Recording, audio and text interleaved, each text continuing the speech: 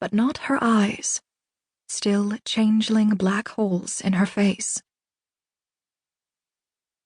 "Don't you think it's about time you went home?" Joe said. She came nearer. "I don't have a home on Earth. I came from there." She pointed toward the sky. "From where?" "Ursa Major." "The constellation?" The girl nodded. "I'm from the Pinwheel Galaxy. It's by the Big Bear's tail." Joe didn't know anything about galaxies, but the name sounded like something a kid would invent. "I've never heard of the Pinwheel Galaxy," Joe said. "It's what your people call it, but we call it something else." Joe could see her eyes now. The intelligent glint in her gaze was oddly shrewd for her baby face, and Joe took that as a sign that she knew it was all in fun. "If you're an alien, why do you look human?" "I'm only using this girl's body." "Tell her to go home while you're in there, will you?" "She can't. She was dead when I took her body. If she went home, her parents would get scared." It was a zombie thing. Joe had heard of those games. But the girl had come to the wrong house if she was looking for someone to play alien zombie with her.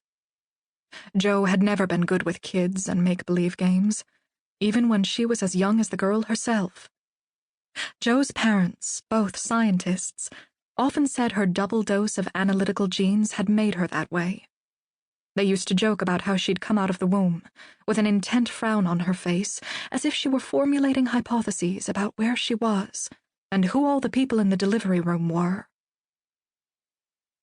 The alien in a human body watched Joe flip the chicken breast. "You'd better get home for dinner," Joe said.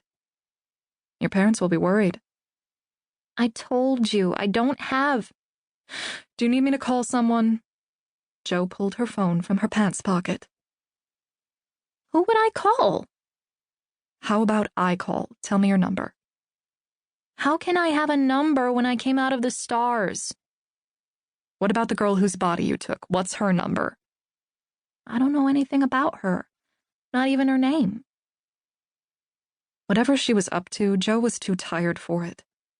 She'd been awake since 4 in the morning, slogging through field and forest in high heat and humidity for more than 13 hours. That had been her routine almost every day for weeks, and the few hours she spent at the cottage each night were important wind-down time. "If you don't go, I'll call the police," she said, trying to sound stern. "What will police do?" She said it as if she'd never heard the word. "They'll haul your butt home." The girl crossed her arms over her skinny body. "What will they do when I tell them I have no home?" "They'll take you to the police station and find your parents, or whoever you live with." "What will they do when they call those people and find out their daughter is dead?" Joe didn't have to feign anger this time. "You know, it's no joke to be alone in the world. You should go home to whoever cares about you." The girl tightened her arms across her chest, but said nothing. The kid needed a jolt of reality. "If you really have no family, the police will put you in a foster home." "What's that?" "You live with complete strangers, and sometimes they're mean, so you'd better go home before I call the cops."